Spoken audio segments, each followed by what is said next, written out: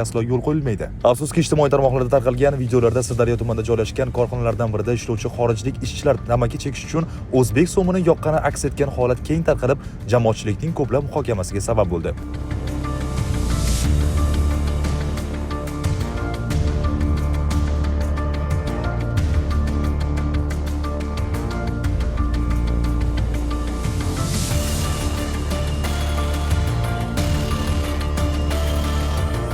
Mazkur holat yuzasidan Sirdaryo viloyati ichki ishlar organlari xodimlari tomonidan ushbu harakatni sodir etgan ishchilar aniqlanib, ular bilan tushuntiruv ishlari olib borildi. Voqea yuzasidan mazkur shaxslarga nisbatan O'zbekiston Respublikasi Ma'muriy javobgarlik to'g'risidagi kodeksining 184-prim 3-moddasiga asosan hujjatlar rasmiylashtirilib, ko'rib chiqish uchun jinoyat ishlari bo'yicha Sirdaryo tuman sudiga yuborildi.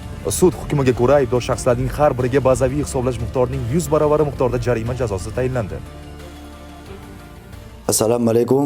我的名字叫陈。 Ismim Chongling-Chung. 23-dekabr sanasida O'zbekiston valyutasini olib, yo'qdik. Bu qilgan ishimni noto'g'riligini men anglab yetdim. Butun O'zbekiston xalqidan uzr so'rayman. Qilgan ishimdan pushaymonman. O'zbekka halaqagan uchun so'rayman.